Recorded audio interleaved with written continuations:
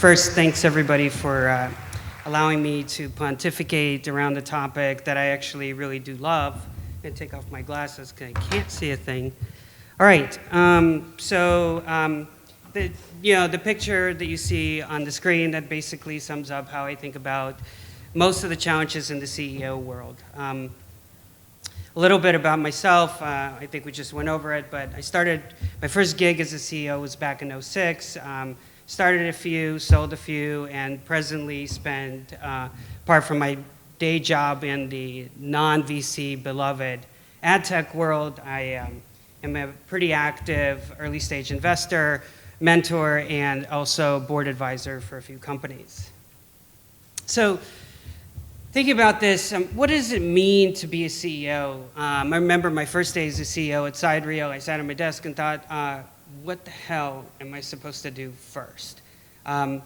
It's pretty straightforward that being a CEO depends a lot on the type of company you have, the stage you're in, what market you're in.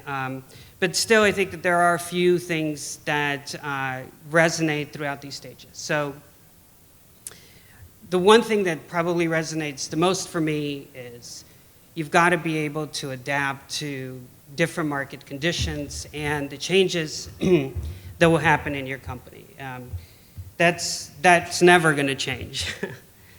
So the way I thought about this presentation is really, let's look at the life cycle of an early stage company and go through what's happening in the CEO world, psychologically as well as what's going on around you. So the early stage, you're in a garage or wherever else, and you think about, what is the product going to be, what's going to be, who's on my team, who are going to be the founders, are we going to not make somebody a founder, maybe wait, bring him in as a founder later. It's not always clear who's going to be the CEO, actually, when you've got several founders, or who's going to do what. My first CEO gig was 5 developers and me, and the way I became the CEO is I couldn't code. So there you go. But really more to the point is, who is that person and what is their skill set? Are they the person that initially conceived of the product?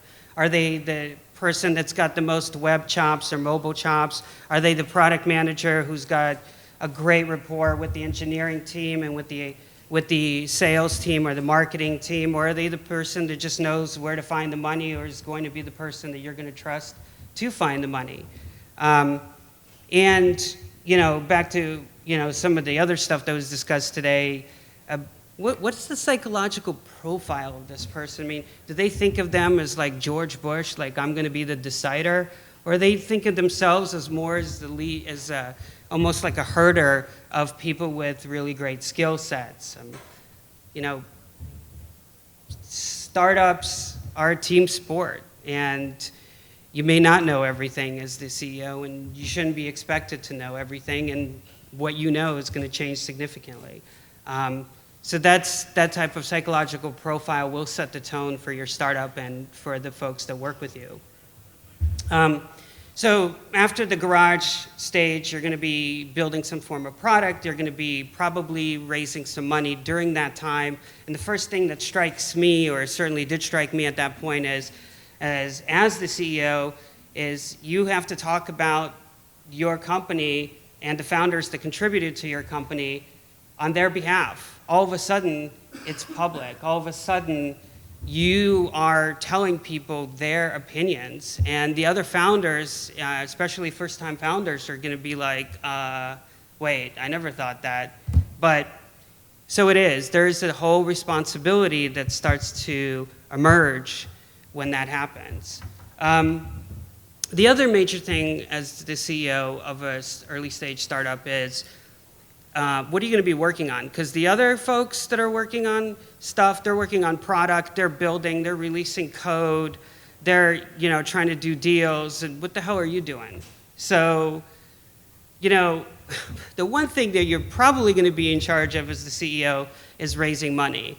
And if you're not really good at that, the one thing that's really going to emerge is one of the co-founders taking you aside and saying, hey, we just pushed a bunch of code to production. What the hell did you do? So, it's something that you've got to kind of balance in your brain as the CEO and how you engage with the other founders. If you're going to be like a stickler for, code releases and you need to do this and you've got to do that, just remember someone's going to turn around and say that to you. So you better have a really good answer. The next phase in the startup world you'd probably see is what I call the chicken and egg phase. Many people call it that. And basically, you need some money to build a compelling product, but you can't get any money until you build a compelling product, so you're going back and forth trying to get some money. And I don't know how many of you out there believe this, but the number one reason products fail, particularly in larger organizations, is that they are never released. So one advice to CEOs is please try to release a product, however crappy it is. Post the chicken and egg phase, you get what I call the magic chicken and egg phase. And the magic chicken and egg phase is comprised of the following statement. Wait, that just worked? So that's great. Like if something's working and you're being successful, great. You can skip the rest of the presentation. But in the off chance that things are not going exactly as planned, you may want to reconsider what happened in the earlier phases, like the non-magic chicken and egg phase. Were you the person that said, oh yeah, building that was kind of my fault, to what the hell did you do? What were you thinking when you decided to build that? The sort of mnemonic that I use is pretend you're talking to Steve Jobs, but when he was an intern. Pretend, although he never was, but pretend. It's the magic chicken and egg phase. So, that level of respect, you're not going to discount anything that Steve Jobs said. So try to keep that level of open-mindedness as a sort of mnemonic for how you deal with your employees and the other folks around you as a CEO. The other thing I would say about that is look, if it succeeds, it's great, but a lot of startups don't succeed, and and you will be involved in plenty of things that don't succeed, particularly if you're successful. So remember that this doesn't end with just this startup. There's going to be a career after the startup. It's not over here.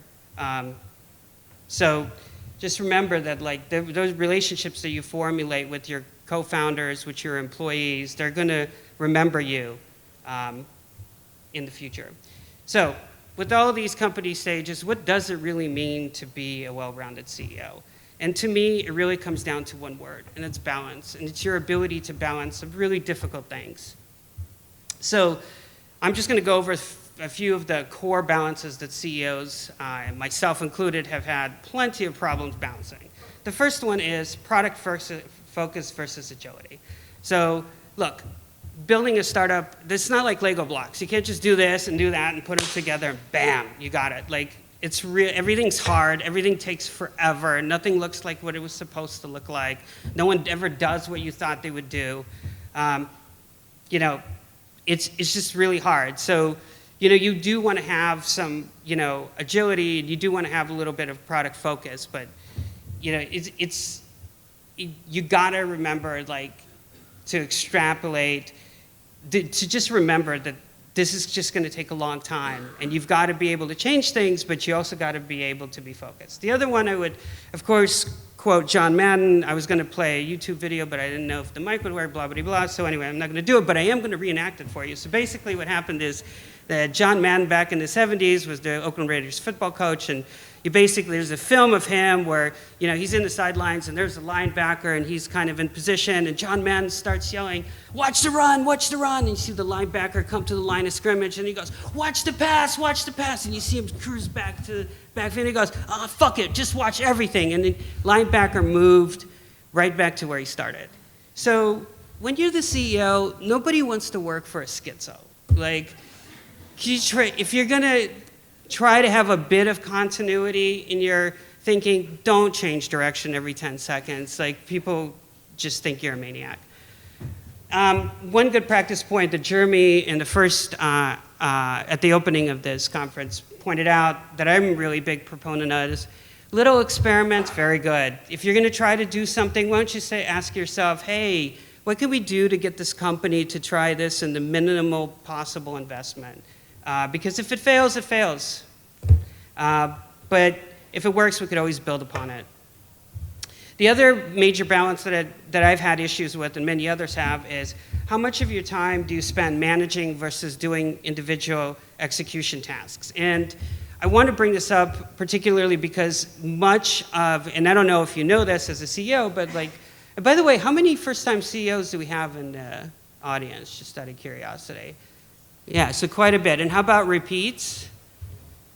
Yeah, so there you go. So I guess didn't like it just a little bit the first time. So you know, planning versus doing. I mean, this is such a tough thing, but you're going to be looked at as an example by your co-founders and by your employees, either now or later. So one thing that you do, if you're constantly asking what they're doing and telling them what they should be doing and how they can do things better, you know, you may want to ask yourself, because no one's asking you this on a daily basis, what the hell are you doing?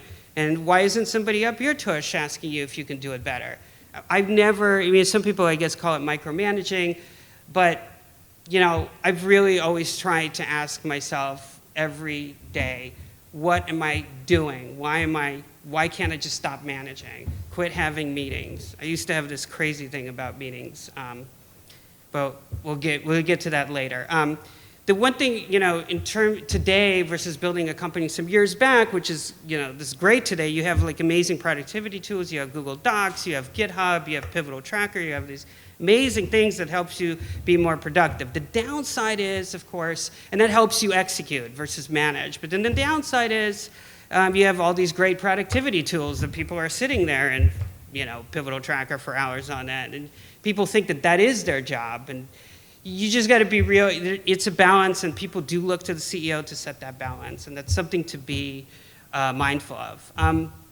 Another thing that I found, particularly for non-technical CEOs, that's been a real problem, and that's knowing when to trust when the hell your engineering team tells you something versus asking, versus being questioning of that. No engineer likes to question why the hell you did something, why he or she did something, and so, you know, it's a tough one. You know, you're not a coder, you don't know necessarily why pagination is hard.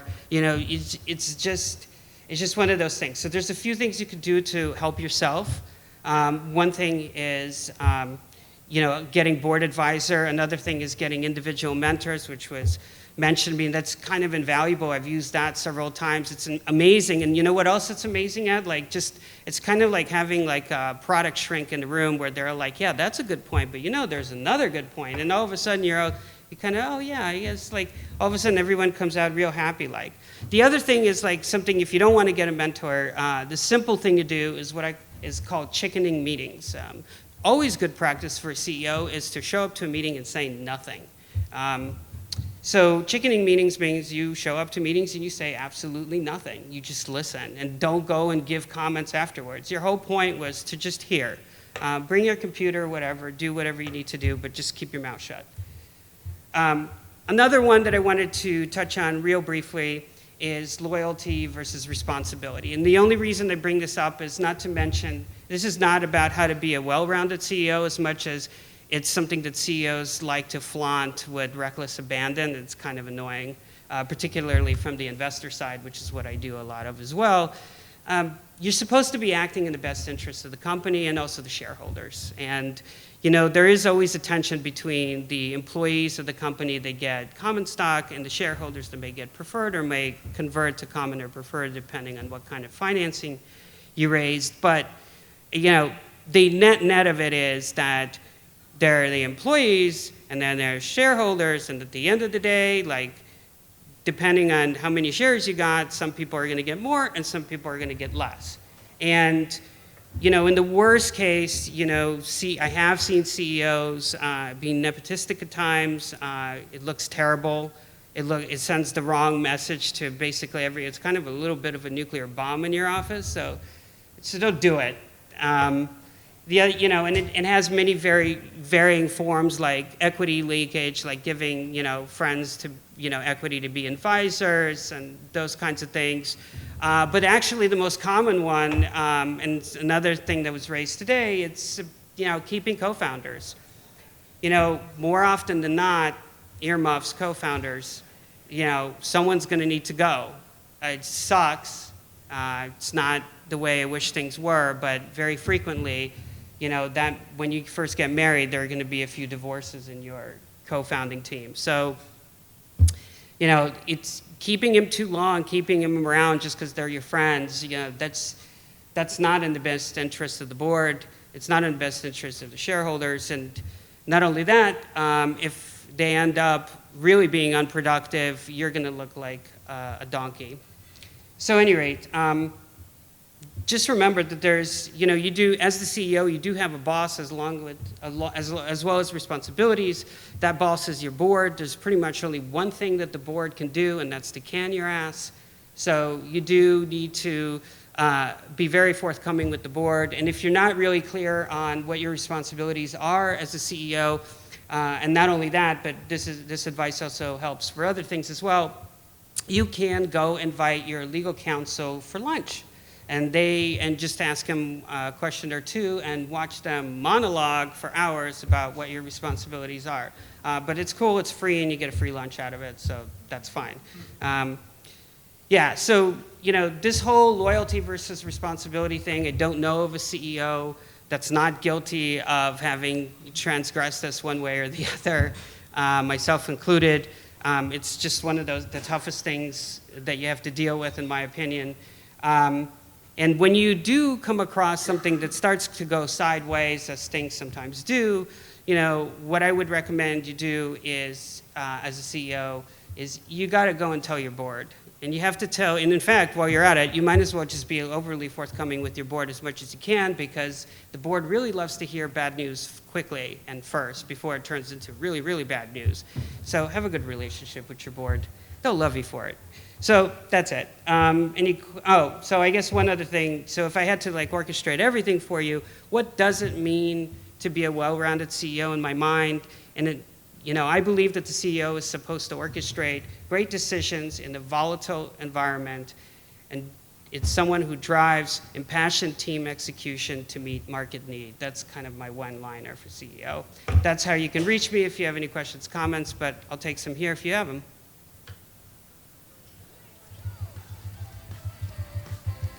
Cool. That means I've gotten through everything. Great. Thanks.